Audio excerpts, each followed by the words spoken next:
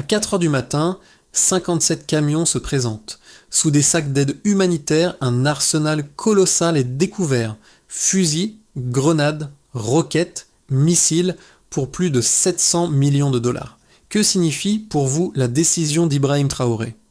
L'interception n'est pas un fait divers, elle révèle des failles frontalières, une synchronisation trop parfaite et une opération pensée pour éviter les radars. À Ouagadougou, l'alerte remonte en temps réel, et l'État comprend qu'il ne s'agit pas seulement d'arrêter un convoi, mais d'empêcher une déstabilisation politique planifiée. Ce matin-là, tout bascule. Cette histoire promet une chose claire, comprendre pourquoi une seule nuit peut redéfinir la souveraineté d'un État. Pour le Burkina Faso, l'enjeu dépasse la saisie d'armes. Il touche à la capacité de décider sans tuteur, sans délai, sans angle mort.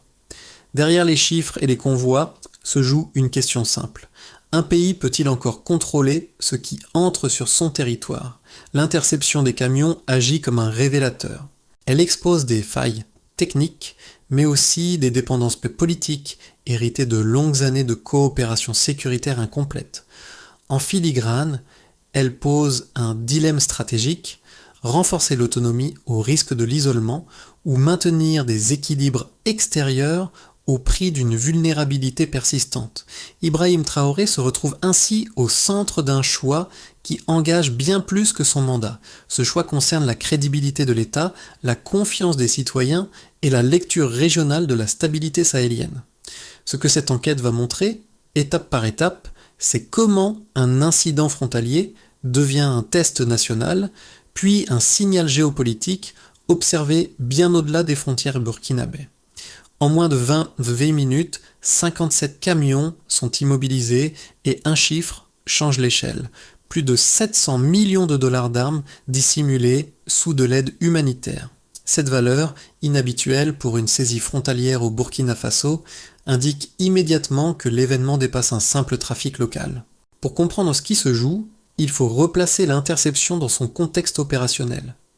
Les camions ne viennent pas d'un seul point. Ils convergent vers Kwamétamé, vers la frontière togolaise selon des itinéraires distincts choisis pour éviter les contrôles classiques. Les horaires sont synchronisés, les phares éteints, les marges de manœuvre calculées. Ce type de coordination suggère une planification centralisée avec une connaissance précise des routines sécuritaires. Dès l'ouverture des premiers sacs, les enquêteurs identifient des armes neuves, conditionnées en série, incompatibles avec un approvisionnement artisanal. À Ouagadougou, l'information remonte en temps réel. Ibrahim Traoré ordonne une sécurisation maximale de la zone et la préservation intégrale des preuves. Chaque numéro de série est relevé, chaque conducteur interrogé. Rapidement, un autre élément s'impose, les armes ne sont pas produites localement, certaines proviennent de stocks libyens post-2011, d'autres de circuits liés au Moyen-Orient, et plusieurs portent des marques d'usines européennes. Ce faisceau d'indices requalifie l'affaire en opération transnationale. Le contexte régional accentue encore la portée de la découverte. Dans le Sahel, les saisies d'armes se comptent habituellement en dizaines, rarement en milliers. Ici, les volumes sont suffisants pour équiper plusieurs brigades. L'écart entre la norme et ce qui est découvert crée une rupture analytique. Il ne s'agit plus d'une faille ponctuelle, mais d'une tentative structurée de modifier l'équilibre sécuritaire interne. À ce stade, une question s'ouvre. Si ces camions avaient franchi la frontière sans être détectés, quel scénario aurait suivi et pour qui ce stock était-il réellement destiné ? Au cœur de cette nuit décisive, un nom émerge comme point d'ancrage opérationnel. Le capitaine Moussa Kaboré, chef des gardes-frontières dans la région concernée, il connaît chaque piste secondaire, chaque anomalie de circulation, chaque variation inhabituelle dans les flux nocturnes. Ce savoir empirique explique pourquoi l'alerte n'a pas été ignorée. Des camions sans phare, à des heures atypiques, avançant selon une synchronisation trop parfaite pour être fortuite, constituent le premier signal faible. Sous son commandement, un dispositif réduit mais précis est déployé. 15 hommes, 2 véhicules blindés légers et un drone de surveillance. Rien d'une opération massive, mais une intervention calibrée pour bloquer sans provoquer d'affrontement. En moins de 20 minutes, la nasse se referme. Les routes secondaires sont verrouillées, les marges de fuite neutralisées. Lorsque le premier conteneur est ouvert, l'échelle de la menace devient tangible, l'impact immédiat est double. Sur le terrain, la priorité est la maîtrise du risque. Sécuriser les chauffeurs, éviter toute escalade, préserver les preuves. Au niveau institutionnel, les services de renseignement sont redirigés et la présidence est informée sans délai.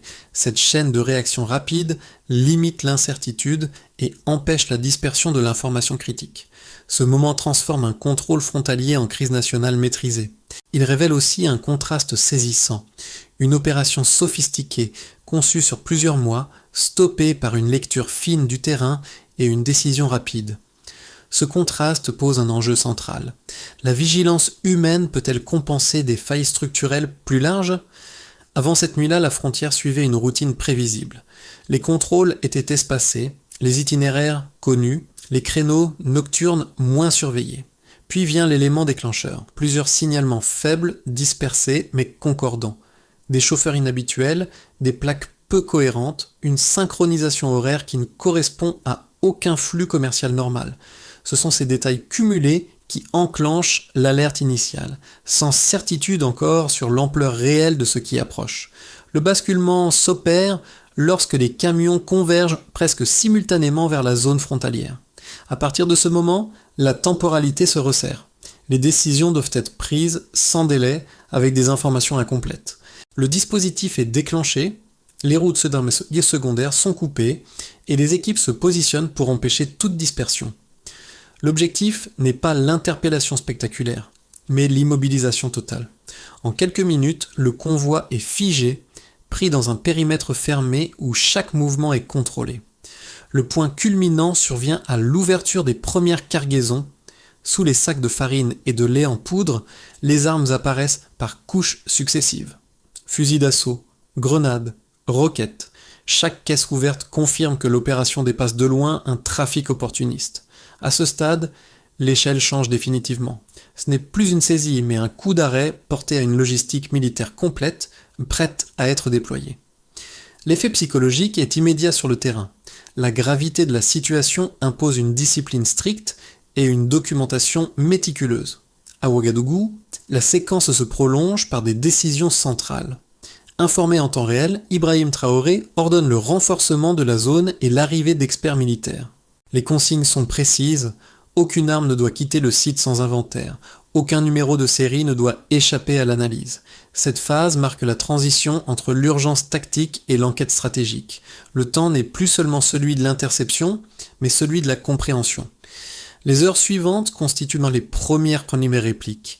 Les services de renseignement élargissent le périmètre d'analyse, retraçant les itinéraires, les points de départ et les relais logistiques. Les chauffeurs sont interrogés séparément, révélant des consignes similaires reçues depuis différents points géographiques. Cette homogénéité renforce l'hypothèse d'une coordination centrale. En parallèle, les premières vérifications de provenance des armes montrent qu'elles ne correspondent à aucun stock régional connu. Enfin viennent les conséquences immédiates, les frontières sont placées sous surveillance renforcée, les procédures de contrôle réévaluées et les partenaires régionaux alertés. L'événement cesse d'être nocturne. Il devient public, politique et stratégique. Ce qui avait commencé comme une anomalie locale se transforme en onde de choc national, puis régional. La question n'est plus de savoir comment le convoi a été arrêté, mais ce que son existence révèle sur les vulnérabilités passées et les menaces à venir. Habituellement, une saisie frontalière au Burkina Faso se limite à quelques dizaines d'armes, parfois une centaine au maximum. Cette nuit-là, le passage entre la situation habituelle et ce qui est découvert cette nuit-là est brutal. Des volumes suffisants pour équiper plusieurs brigades entières, changeant instantanément l'évaluation de la menace. Le premier indicateur chiffré concerne la masse globale de l'arsenal intercepté. Les experts militaires, après inventaire progressif, estiment la valeur à plus de 700 millions de dollars. Pour donner un ordre de grandeur, ce montant dépasse largement les budgets annuels consacrés aux saisies d'armes sur plusieurs années cumulées. Ce chiffre ne décrit pas seulement une valeur financière. Il indique une capacité opérationnelle projetée, prête à être activée en un temps court.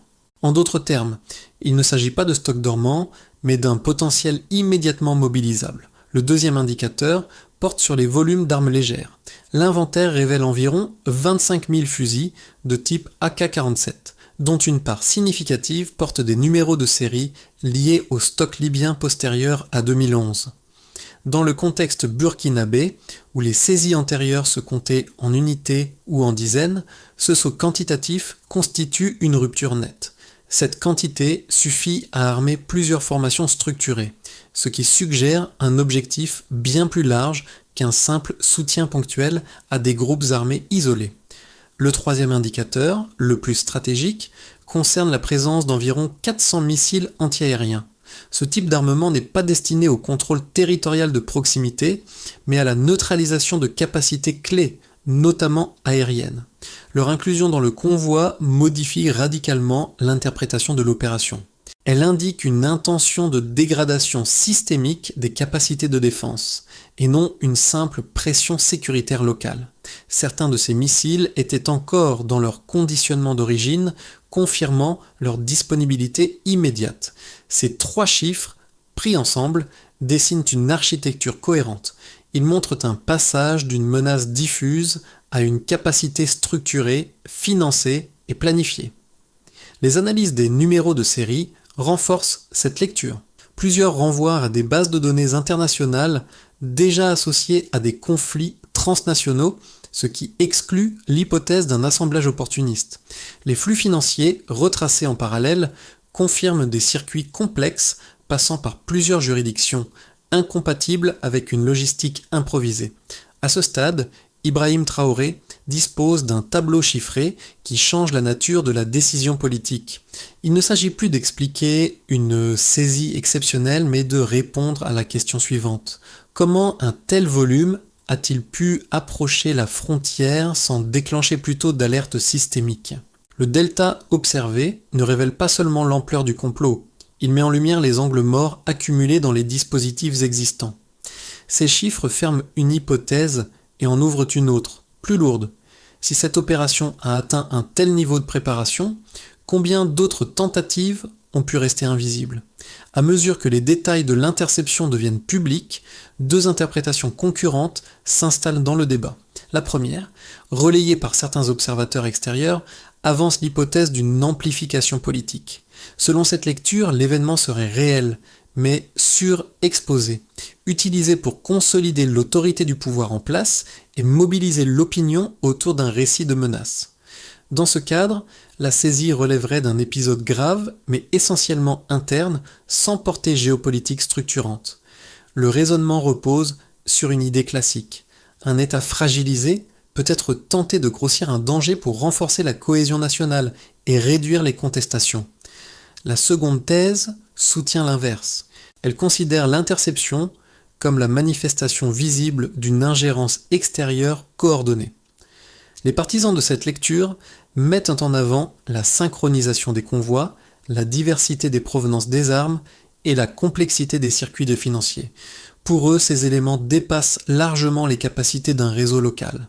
Ils décrivent une opération pensée sur plusieurs mois visant à modifier les rapports de force internes et régionaux et non à produire un simple effet médiatique. Pour départager ces deux positions, l'examen des faits disponibles s'impose. La thèse de l'amplification suppose une disproportion entre la communication politique et la réalité matérielle. Or, les volumes saisis, la nature des armements et leur état opérationnel sont documentés par des inventaires techniques difficiles à concilier avec une mise en scène symbolique. A l'inverse, la thèse de l'ingérence trouve une cohérence dans l'alignement des indices, provenance multiple des armes, numéro de série traçable, flux financiers transnationaux et homogénéité des consignes données aux chauffeurs. Un autre point pèse dans l'analyse. La présence de systèmes anti-aériens n'apporte aucun avantage dans une stratégie de communication interne, mais correspond précisément à une logique de déstabilisation militaire ciblée. Ce décalage affaiblit l'hypothèse d'une exagération opportuniste. Dans ce contexte, la position d'Ibrahim Traoré s'inscrit moins dans une narration que dans une réponse contrainte par les éléments observables. Au terme de cette confrontation, une conclusion provisoire s'impose. Seule la lecture d'une opération structurée, dépassant le cadre national, permet d'expliquer l'ensemble des faits sans contradiction majeure. À mi-parcours de l'enquête, une découverte fait basculer l'interprétation générale. Lors de l'analyse des supports numériques saisis auprès d'un suspect, les enquêteurs identifient un document structuré, intitulé « Démocratie restaurée ». À première vue, il ressemble à une note secondaire. En réalité, il décrit un plan politique complet, articulé autour d'une prise de pouvoir rapide après une phase de déstabilisation armée. Des noms de responsables pressentis, des décrets de prêts à être appliqués et des scénarios de transition administrative y figurent. Ce document agit comme une clé de lecture rétroactive. Il relie la logistique militaire à une finalité politique précise. Les armes n'étaient pas destinées à une dispersion progressive, mais à soutenir une séquence coordonnée combinant pression sécuritaire et bascule institutionnelle. Les échanges électroniques associés montrent une préparation étalée sur plusieurs mois, impliquant des relais hors du territoire burkinabé. À ce stade, la nature de la menace change de registre. L'État ne fait plus face à une accumulation de risques, mais à un projet structuré. Pour Ibrahim Traoré, l'enjeu devient double. Contenir l'impact sécuritaire immédiat et gérer les implications diplomatiques d'un complot aux ramifications extérieures. La saisie des camions apparaît alors comme le premier acte visible d'une opération beaucoup plus large, stoppée avant son point de non-retour. Ce révélateur central redistribue les cartes et prépare la question suivante. Quelles conséquences concrètes cette tentative avortée entraîne-t-elle au-delà de l'enquête elle-même ? Les répercussions de l'interception se déploient rapidement sur plusieurs cercles, chacun révélant une facette différente de l'impact réel de l'opération. Le premier concerne l'État et ses institutions. Sur le plan sécuritaire, les forces armées renforcent immédiatement la surveillance des frontières et révisent les procédures de contrôle. Des audits internes sont lancés pour identifier les failles révélées par l'affaire. Sous l'autorité d'Ibrahim Traoré, un mécanisme inédit de publication régulière des saisies est mis en place afin de restaurer la confiance et d'introduire une traçabilité visible des efforts sécuritaires. Cette transparence vise à transformer un choc en levier institutionnel. Le deuxième groupe touché est celui des acteurs économiques. L'arrestation de ressortissants étrangers impliqués dans le réseau provoque des réactions contrastées parmi les partenaires internationaux. Certains évoquent des risques de sanctions ou de ralentissement des échanges. Pourtant, un mouvement inverse s'observe. Des partenaires alternatifs intensifient leur coopération, percevant la stabilisation sécuritaire comme un prérequis à l'investissement. En quelques mois, les exportations minières enregistrent une progression notable, signe que le réalignement géoéconomique peut compenser les tensions diplomatiques initiales. Le troisième cercle est celui de la population. Pour les citoyens, les images des arsenaux saisis et les aveux publics de certains suspects produisent un effet ambivalent. La peur d'une catastrophe évitée se mêle à un sentiment de fierté collective. Dans les grandes villes, des rassemblements spontanés expriment un soutien aux autorités. Sur les réseaux sociaux africains, des mots-clés liés à la vigilance et à la souveraineté deviennent viraux, traduisant une appropriation populaire de l'événement. L'affaire cesse d'être abstraite, elle devient une expérience partagée. Enfin, le quatrième groupe est régional. Les pays voisins, en particulier ceux du Sahel, perçoivent l'opération comme un signal d'alerte. Des audits similaires sont engagés au Mali et au Niger et des mécanismes de partage de renseignements sont renforcés. Même les organisations régionales, souvent divisées, reconnaissent que l'interception a probablement évité une déstabilisation en chaîne. L'effet dépasse donc les frontières burkinabées. Ces 4 niveaux montrent une même dynamique. Un événement ponctuel produit des conséquences systémiques. Ce qui a été arrêté sur une route frontalière modifie durablement les équilibres institutionnels, économiques, sociaux et régionaux. La question n'est plus seulement ce qui a été saisi, mais ce que cette saisie a rendu possible en termes de réajustement collectif. À partir des éléments établis par l'enquête, 3 trajectoires plausibles se dessinent pour les mois à venir. La première correspond à un scénario de stabilisation progressive. Dans cette hypothèse, les procédures judiciaires suivaient leur cours, les responsables identifiés sont poursuivis et les mécanismes de contrôle renforcés deviennent opérationnels. Les tensions diplomatiques persistent mais restent contenues. Le Burkina Faso consolide ses dispositifs sans rupture brutale avec ses partenaires, tout en améliorant la détection précoce des menaces. Cette trajectoire privilégie l'ajustement incrémental, moins spectaculaire mais plus prévisible. Le deuxième scénario est plus favorable et repose sur un effet d'entraînement régional. L'opération avortée devient un cas de référence, incitant les pays voisins à renforcer leur coordination sécuritaire.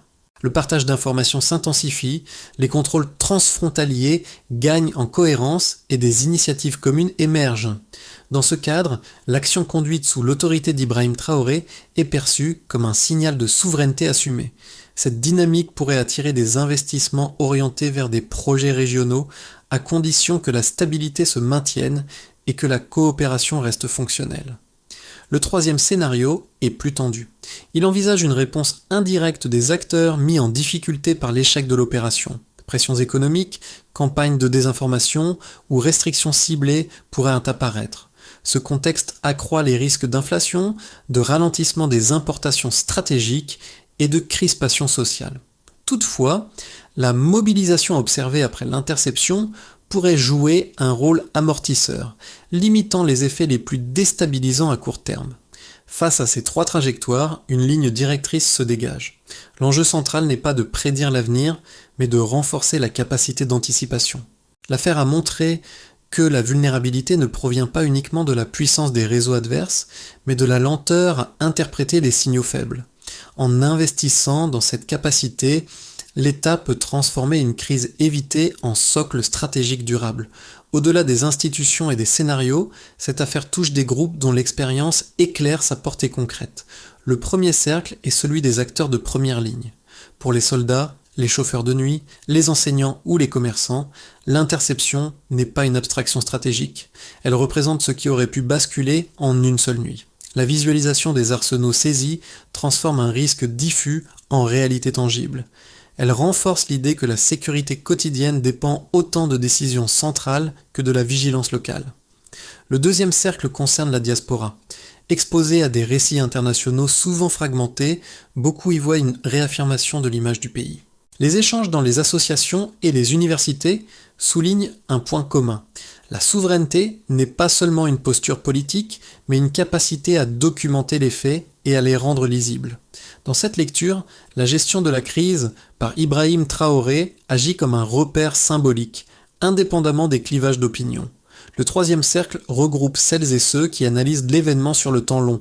Journalistes, chercheurs et jeunes diplômés s'en saisissent comme d'un cas d'école. Ils y observent les mécanismes de désinformation, les logiques de réseaux transnationaux et les conditions qui permettent de les interrompre. Cette appropriation intellectuelle élargit l'impact de l'affaire au-delà de l'actualité immédiate. Pour le spectateur, ces trois regards convergent vers une même idée. La sécurité ne se résume pas à des dispositifs techniques. Elle repose aussi sur l'attention portée aux signaux faibles, sur la circulation de l'information et sur la capacité collective à interpréter ce qui se joue avant qu'il ne soit trop tard. L'événement devient ainsi un miroir, invitant chacun à situer son propre rôle dans un système plus vaste. À la suite de l'interception, une série de mesures structurées est engagée pour transformer l'épreuve en capacité durable. La première étape concerne le renseignement. Les postes frontaliers sont rééquipés avec des outils de détection améliorés et les chaînes d'alerte sont raccourcies afin que les signaux faibles soient traités sans délai. L'objectif n'est pas la surveillance exhaustive, mais la réduction du temps entre l'anomalie observée et la décision opérationnelle. La deuxième étape porte sur les capacités militaires. Une partie des ressources issues de la destruction contrôlée des armes saisies est réaffectée à l'équipement des unités frontalières et à la formation locale. Cette logique vise à convertir une menace neutralisée en investissement défensif mesurable. Les indicateurs retenus privilégient l'opérationnalité, disponibilité du matériel, fréquence des patrouilles et couverture effective des zones sensibles. La troisième étape est judiciaire. Un pôle spécialisé dans les crimes transnationaux est créé pour centraliser les enquêtes complexes et accélérer l'instruction des dossiers. Placée sous une autorité clairement identifiée, cette structure doit réduire la dispersion des compétences et améliorer la lisibilité des procédures, tant pour les partenaires que pour l'opinion publique. La quatrième étape s'inscrit dans la coopération régionale. Des mécanismes de partage d'informations sont renforcés avec les pays voisins afin de limiter les effets de déplacement des réseaux. Cette coordination vise moins l'affichage politique que l'efficacité opérationnelle, en s'appuyant sur des échanges réguliers et ciblés. Enfin, une dimension civique complète l'ensemble. L'événement est intégré aux programmes éducatifs comme étude de cas, afin de diffuser une culture de vigilance. Pour Ibrahim Traoré, cette feuille de route répond à une logique simple. Sécuriser, juger, coopérer et transmettre. Reste une question ouverte. Ces mesures suffiront-elles à prévenir la prochaine tentative avant qu'elle ne prenne forme ? Lorsque les armes saisies sont fondues, l'image qui demeure n'est pas celle d'un arsenal, mais celle d'une transformation. Le métal incandescent, issu de fusils et de roquettes, devient matière utile, détaché de sa fonction première. Au centre de cette scène, le capitaine Moussa Kaboré tient un fragment refroidi, symbole d'un danger neutralisé et d'une vigilance récompensée. Ce rappel renvoie au point de départ, une anomalie perçue, une décision prise à temps, une chaîne d'action qui a tenu. Ce moment agit comme un miroir pour l'ensemble du pays. Il condense ce que l'enquête a révélé sur la fragilité et la résilience. La menace était réelle, préparée, structurée. La réponse, elle, a reposé sur une combinaison de savoir du terrain, de coordination institutionnelle et de choix politiques assumés. Dans ce cadre, Ibrahim Traoré apparaît moins comme un acteur solitaire que comme le point de convergence d'un système mis à l'épreuve. Le rappel émotionnel ne vise pas à clore le récit par une certitude, mais par une vigilance renouvelée. Ce qui a été évité une nuit d'août peut se reproduire sous d'autres formes. La leçon n'est donc pas celle d'une victoire définitive, mais d'une attention collective à maintenir. C'est dans cette attention que se loge la continuité entre l'événement et l'avenir. L'histoire du 16 août ne se termine ni avec les chiffres, ni avec les rapports officiels. Elle se prolonge dans les gestes ordinaires, dans la manière dont une société parle de ce qu'elle a frôlé et de ce qu'elle veut éviter à l'avenir. Ce type d'événement rappelle que la souveraineté n'est pas une abstraction réservée aux institutions. Elle se construit aussi par la circulation de l'information, par la discussion publique et par la capacité à distinguer les faits des récits simplifiés. Pour chacun, l'enjeu n'est pas de devenir expert en sécurité, mais de rester attentif. Partager une information vérifiée, questionner une source, comprendre les mécanismes plutôt que céder à l'émotion immédiate. Ces gestes façonnent un espace collectif plus résilient. Dans ce cadre, l'action d'Ibrahim Traoré n'est pas seulement un épisode politique, mais un point de départ pour une conversation plus large sur la vigilance et la responsabilité. La question reste ouverte, et elle vous concerne directement. Que retenez-vous de cette affaire ? Comment, à votre échelle, pouvez-vous contribuer à une culture de lucidité et d'anticipation plutôt que de réaction ? C'est dans cet échange, plus que dans une conclusion fermée, que ce récit trouve sa continuité.